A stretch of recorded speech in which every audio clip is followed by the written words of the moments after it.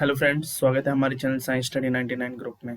तो जैसा कि फ्रेंड, आज हम बीए प्रोग्राम ऑनर या एमए पॉलिटिकल साइंस का एक टॉपिक पढ़ने जा रहे हैं, जो कि राजनीतिक विज्ञान क्या है और राजनीतिक विज्ञान की परिभाषा बताइए।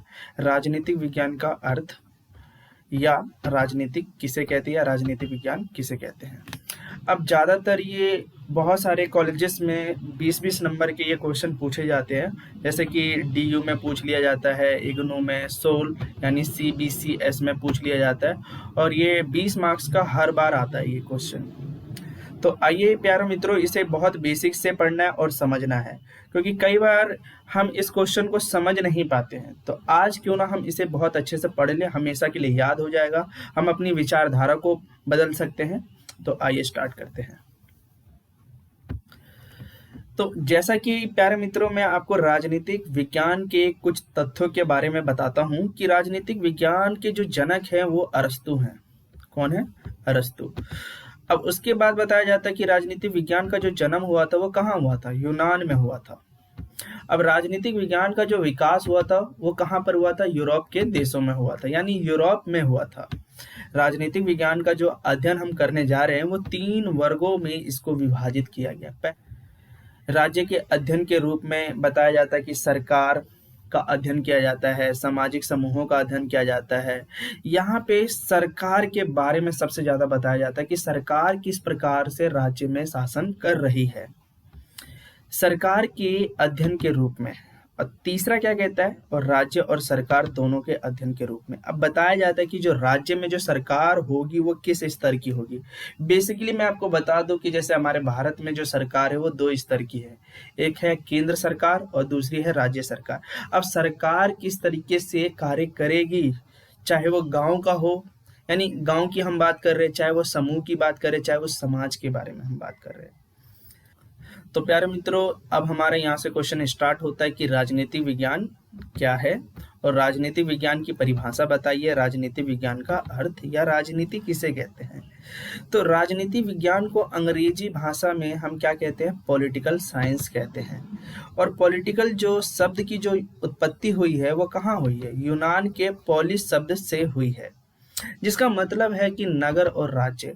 नगर और राज्य में ही क्या होगा? राजनीति होगी, यानी शासन करने का जो तरीका होगा वो किसके हाथ में होगी? सरकार के हाथ में होगी। प्राचीन समय में जो नगर जो राज्य होते थे वो बहुत छोटे छोटे होते थे, उनकी जनसंख्या बहुत ही कम होती थी और क्षेत्रफल भी जो था बहुत ही छोटा होता था। तो यहाँ पे लिखा गया कि और क्षेत्रफल भी बहुत अधिक छोटा होता था। नगर राज्य की स्थिति और कार्यप्रणाली एवं गतिविधियों से संबंधित विषयों का अध्ययन करने वाले विषय को ग्रीक निवासी पॉलिटिक्स कहते थे। तो वर्तमान में राजनीतिक विज्ञान के अध्ययन का क्षेत्र क्या है? बढ़ चुका है। ये व्यक्तियों के द्वारा किए गए सभी कार्यों एवं क्रियाकलापों का अध्ययन करने वाला एक राजनीतिक विज्ञान बन गया है, जिनका संबंध उनके जीवन के राजनीतिक पहलुओं से होता है। वर्तमान में राजनीतिक हर क्षेत्र में क्या है? विराजमान है, शामिल है। आज के समय में राजनीति को हर घर, स्कूल, कॉलेज, संस्था, देश से लेकर विदेशों में देखा जा सकता है। आज हम बात करते हैं कि प्यारे मित्रों की जो राजनीति है वो हर स्थानों पर देखने को मिल सकता है, चाहे वो आपका घर क्यों ना हो, चाहे वो स्कूल क्यों ना हो, चाहे वो कॉलेज क्यों ना हो, चाहे वह संस्था क्यों ना हो। बहुत सारे देशों में अगर देखा जाए तो राजनीति देखने को मिल सकता है। अब ली कोक ने कहा था, यानी ली कोक के अनुसार, कि राजनीतिक विज्ञान सरकार से संबंधित एक कला है।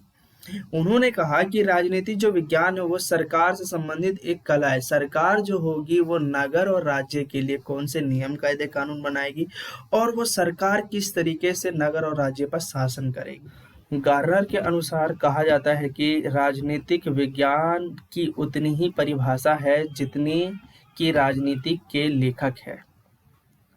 अब उन्होंने बताया कि राजनीतिक जो विज्ञान है व्यक्तियों द्वारा किए गए कामों का अध्ययन करने वाला एक विज्ञान है। कहा उन्होंने कि जो राजनीतिक जो विज्ञान है व्यक्ति के द्वारा किए गए कामों का अध्ययन करने वाला एक क्या है? विज्ञान है, जिनका संबंध उनके जीवन राजनीतिक पहलुओं से होता है तथा उस अध्ययन में वह मनुष्य के जीवन के राजनीतिक हो, सामाजिक हो, आर्थिक हो, धार्मिक हो, नैतिक हो आदि को शामिल किया जाता है। इन पहलुओं का अध्ययन करते समय ये देखना कि मनुष्य के जीवन में राजनीति पहलू उसके अन्य पहलुओं को आपस आपस में किस रूप से प्रभावित कर रही है। फिर भी अध्ययन की सुविधा की दृष्टि से राजनीतिक विज्ञान के विभिन्न दृष्टिकोणों को दो वर्गों में विभाजित किया गया है। देखो, गार्नर के अनुसार क्या कहा गया है। गार्नर ने स्पष्ट शब्दों में कहा गया है कि जो राजनीतिक जो विज्ञान है, व्यक्ति के काम काजों का हम अध्ययन करते हैं कि कौन से स्तर के वो कार्य करते हैं, क्योंकि हमने व्यक्ति के समूहों को देखा है, उनके काम काजों को देखा है। अब हम बात करते हैं कि परंपरागत दृष्टिकोण क्या है।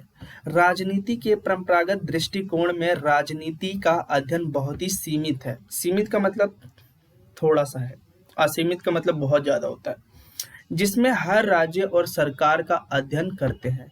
अब यहाँ बताया जाता है कि गार्नर पहले भी बता रहे थे कि भाई अगर देखा जाए कि राजनीति जो है, अगर हम उसका अध्ययन कर रहे हैं तो वो सीमित है।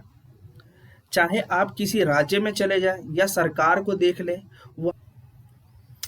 गार्नर के अनुसार कहा जाता है कि राजनीतिक विज्ञान के अध्ययन का जो आरंभ हुआ है वो राज्य के साथ हुआ है। गार्नर ने बहुत स्पष्ट रूप में कहा गया है, गार्नर ने स्पष्ट रूप में कहते हैं कि जो राजनीतिक जो विज्ञान है उसका जब हम अध्ययन करते हैं, आरंभ में अध्ययन करते हैं तो राज्य के साथ ही होता है। अब राजनीतिक विज्ञान केवल क्या सरकार का अध्ययन है, लेकिन राजनीतिक विज्ञान राज्य और सरकार की सामान्य समस्याओं का भी अध्ययन करता है। सपोज डेट कि हम जिस राज्य में रहते हैं, अब वहाँ की जो सरकार होती है सारी समस्याओं का क्या करती है, निपटान करती है, कुछ नियम कायदे कानून लाती है ताकि उस राज्य का कल्याण हो सके। तो रॉबर्ट के अनुसार किसी भी राजनीतिक व्यवस्था में शक्ति, शासन अथवा सत्ता का बड़ा महत्व है। रॉबर्ट ने कहा है कि जो राजनीतिक जो व्यवस्था है उसके पास शक्ति होना जरूरी है और सत्ता का सबसे बड़ा महत्व तो उसी के हाथों में है। राजनीति विज्ञान का क्षेत्र, जैसा कि आप जानते हैं कि वर्तमान में राजनीति का क्षेत्र काफी बढ़ चुका है। राजनीति विज्ञान के क्षेत्र का मतलब इसकी विषय वस्तु है, यानी हम राजनीति में जिनका अध्ययन करते हैं। राजनीति में किसका अध्ययन करेंगे, यानी राजनीति का अध्ययन करेंगे। लेकिन राजनीति विज्ञान के क्षेत्र की विषय वस्तु पर राजनीतिक विचारक एकमत नहीं है, यानी वो सहमत नहीं है। जैसा कि बताया जाता है कि सभ्यता, संस्कृति, विकासशीलता के कारण राजनीतिक विज्ञान का जो क्षेत्र है वो परिवर्तनशील होते जा रहा है, क्योंकि वो राजनीतिक जो विज्ञान है धीरे धीरे क्षेत्रों में बदलते जा रहा है। इस प्रकार राज्य, सरकार और मानव तीनों ही राजनीतिक विज्ञान के अध्ययन का मुख्य केंद्र रहा है। प्यारे मित्रों, यहाँ पे बताया जाता है कि जो राज्य, जो सरकार है और मानव, ये तीनों ही राजनीतिक विज्ञान की अध्ययन का महत्वपूर्ण केंद्र है। अगर व्यक्ति नहीं होगा तो ना तो गांव होगा, ना तो राज्य होगा, ना ही सरकार होगा। अगर देखा जाए तो तीनों ही महत्व है, चाहे वो सरकार कह लो, चाहे राज्य कह लो, और मोस्ट इम्पोर्टेंट तो मानव की बात हो रही है। परंतु इन तीनों में से किसी एक के बिना भी क्या है, राजनीतिक विज्ञान के क्षेत्र को पूरी तरीके से नहीं समझा जा सकता है। इस तरह हम कह सकते हैं कि इन तीनों के अध्ययन के अलावा हमें क्या संस्थाओं, अंतर्राष्ट्रीय राजनीति और वर्तमान में राजनीतिक समस्याओं का भी अध्ययन करना होता है। ये इसकी विषय वस्तु है जो कि निम्नलिखित है। तो प्यारे मित्रों, आइए इसे हम थोड़ा और आसान तरीके से पढ़ते हैं और समझते हैं। राज्य का अध्ययन, राजनीति विज्ञान के अध्ययन का मुख्य विषय राज्य है। तो प्यारे मित्रों, यहाँ पे क्या बताया जा रहा है कि जो राजनीति जो विज्ञान का जब तुम अध्ययन करोगे तो उनका जो मुख्य विषय क्या होगा, राज्य होगा। और प्रमुख विचारकों ने राजनीति में राज्य के अध्ययन के बारे में ढेर सारा यानी उन्होंने अपना विचार दिया है, थॉट्स दिए हैं, और राज्य उनमें रहने वाले नागरिकों को भी उन्होंने शामिल किया है। अब देखो यहाँ पे क्या बताया जाता है कि जो राज्य में जितने भी नागरिक रह रहे हैं, चाहे वो आर्थिक रूप से हो, चाहे वो सामाजिक रूप से हो, चाहे वो धार्मिक रूप से हो, चाहे वो अमीर हो, चाहे गरीब हो, उनके बारे में भी कहीं ना कहीं उन्होंने अध्ययन किया है। यानी राजनीति विज्ञान के अध्ययन का जो मुख्य केंद्र क्या है, राज्य ही है। अब प्रोफेसर लास्की ने कहा है कि राजनीति जो विज्ञान का जो अध्ययन है, संबंध संगठित राज्यों से संबंधित मानव जीवन से है। अगर उस राज्य में मानव है तो कहीं ना कहीं राजनीति विज्ञान उनके बारे में वो अध्ययन करेगा। इस प्रकार राज्य का जो अध्ययन है राजनीतिक विज्ञान में, ये बताता है कि राज्य के संबंध में हमें इसके अतीत या भूतकाल, वर्तमान और भविष्य तीनों कालों के अध्ययन के बारे में भी पता चलता है या बताया जाता है। तो जिसका विवेचन इस प्रकार है कि राज्य का जो अतीत है या भूतकाल है या ऐतिहासिक स्वरूप है। तो प्यारे मित्रों, आधुनिक युग में जो राज्य को एक कल्याणकारी संस्था माना जाता है। आधुनिक युग में क्या बताया जाता है कि जो राज्य है, राज्य को एक क्या माना जाता है, कल्याणकारी संस्था। यानी राज्य की भलाई के लिए बहुत सारे नियम, कायदे, कानून बनाने चाहिए। यानी वहाँ की जो जनता है वो खुद कहती है, जैसे फॉर एग्जाम्पल कि वृद्धा पेंशन के कानून बनाना चाहिए, गौशाला के कानून बनाने चाहिए। तो वहाँ की जो प्रजा होगी, जैसे हमारे भारत में बहुत सारी जो जनता होती है राज्य के अंतर्गत, वो कहती है सरकारी यानी संस्था से कहती है कि आपको ये कानून बनाना चाहिए। तो इस तरीके से जो राज्य की जो सरकार होती है, लोक कल्याण के लिए बहुत सारे नियम, कायदे, कानून बनाती है। अतः आज मानव जीवन का कोई भी एक ऐसा पक्ष नहीं है कि जो किसी रूप में राज्य के संपर्क में ना आता हो। वो राज्य के संपर्क में जरूर आएगा। आज हम बात करते हैं वो राज्य के संपर्क में क्यों आ रहा है भाई। वो किसी भी स्थान पर अगर बसता हो या गांव में बसता हो, तो गांव किस में, वो राज्य में है। इसलिए मानव व सामाजिक जीवन को सुखी बनाने और राज्य द्वारा किए गए कार्यों का अध्ययन व राजनीति विज्ञान के अध्ययन के क्षेत्र में सम्मिलित किया जाता है।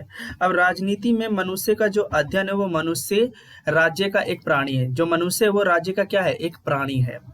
व्यक्तियों के हित और राज्य के साथ बंधे हुए हैं। यानी व्यक्ति के जो हित है वो किसके साथ बंधे हुए हैं, राज्य के साथ बंधे हुए हैं। मनुष्य के बिना राज्य की कल्पना ही नहीं की जा सकती है। अतः मनुष्य राजनीति विज्ञान के अध्ययन का प्रमुख तत्व है और मनुष्य का विकास एवं कल्याण करना ही राज्य का प्रमुख कर्तव्य होता है। परंतु जहाँ जहाँ नागरिकों के प्रति राज्य के जो कर्तव्य होते हैं, प्यारे मित्रों यहाँ पे एक लाइन डबल हो गई है तो आप इसे मत लिखिएगा कॉपी में। तो हम बात करते हैं कि आदर्श नागरिक ही राज्य को आदर्श स्वरूप प्रदान करते हैं और उसकी प्रगति के योगदान कर सकते हैं। देखो सिंपल सी बात, जिस राज्य में जो जनता रहती है वो अपने राज्य के लिए बहुत सारी चीजें सोचती है और वो अपने राज्य का एक स्वरूप तैयार करती है।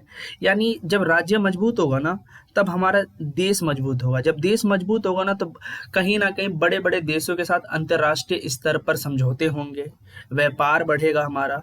तो यहाँ पे नागरिकों को भी कहीं ना कहीं राज्य के साथ तालमेल बिठाना चाहिए। आज के समय में राजनीतिक समस्याओं का जो अध्ययन भी क्या है, राजनीतिक विज्ञान का प्रमुख विषय माना जाता है। प्रत्येक राष्ट्र में चाहे वहाँ शासन प्रणाली किसी भी प्रकार की क्यों ना हो, स्थानीय हो या राष्ट्रीय स्तर की, अनेक समस्याएं उत्पन्न होती है। तो मित्रों इसे बहुत आसान तरीके से हम समझते हैं कि देखो, चाहे हम किसी भी देश में रह लें, मान लो कि जैसे कि मान लिया जाए कि हम अपने ही भारत देश में रहते हैं, तो वो चाहे स्थानीय हो, चाहे राष्ट्रीय हो, चाहे राज्य हो, अनेकों समस्याएं उत्पन्न होती रहती है। उदाहरण के लिए भारत इस समस्या से संप्रदायवाद, जातिवाद, क्षेत्रवाद, भाषावाद जैसी अनेकों समस्याओं से ग्रसित है। आज हम चाहे अपने भारत में रहते हैं ना, चाहे गांव ले लो, चाहे राज्य ले लो, चाहे आप अपना देश क्यों ना ले लो, इन 3-4 जो शब्द हैं, संप्रदायवाद, जातिवाद, क्षेत्रवाद, भाषावाद, अनेकों समस्याओं से हम ग्रसित हैं। इन सारी समस्याओं को हम निपटा नहीं सकते। धीरे धीरे इसमें बदलाव आता है। समय के साथ। इसी प्रकार के विश्व अन्य देश भी क्या है अपनी समस्याओं से जूझ रहे हैं। बहुत सारे जो देश है वो कहीं ना कहीं यही जो समस्या हमारे जो भारत में उत्पन्न हुई है वही समस्याओं से वो अपने देश में भी जूझ रहे हैं। इस प्रकार विभिन्न राष्ट्रों की स्थानीय अंतर्राष्ट्रीय स्तर की समस्त राजनीतिक समस्याओं का भी जो अध्ययन है वो राजनीति विषय के अध्ययन में सम्मिलित है। देखो राजनीति जो विषय है बहुत बड़ा विशालकाय विषय माना जाता है। गांव ले लो, नगर ले लो, अंतर्राष्ट्रीय ले लो, समाज ले लो, संप्रदाय ले लो, जातिवाद, क्षेत्रवाद, भाषावाद, अनेकों समस्याओं का वो अध्ययन करते हैं। इसलिए राजनीतिक जो विज्ञान एक पेचीदा है। इस प्रकार कहा जा सकता है कि अब राजनीतिक विज्ञान के क्षेत्र में समुदाय, समाज, श्रमिक संगठन, राजनीतिक दल, दबाव समूह और हित समूह आदि का भी अध्ययन सम्मिलित है। इसके साथ ही साथ आधुनिक व्यवहारवादी दृष्टिकोण की नई प्रवृत्तियों ने स्वतंत्रता, समानता, लोकमत जैसी नवीन अवधारणाएं को जन्म दिया गया है। अब जो जनता है, चाहे हम अपने भारत में देख लो, लोकतंत्र है, लोकतंत्र के तहत क्या हमें समानता, स्वतंत्रता, सारे अधिकार दिए गए हैं। अगर सरकार अपनी शक्ति का दुरुपयोग करती है तो स्वतंत्रता के माध्यम से हम अपनी आवाज उठा लेते हैं, आवाज उठाते हैं, विरोध करते हैं। तो मानव जीवन के राजनीतिक पक्ष को भी क्या है उसकी विषय वस्तु में सम्मिलित करके राजनीतिक विज्ञान के क्षेत्र को अत्यंत व्यापक बना दिया गया है। तो प्यारे मित्रों, आपको ये वीडियो कैसा लगा होगा? आई होप कि उम्मीद करता हूँ कि आपने राजनीतिक विज्ञान बहुत अच्छे से समझ लिया होगा।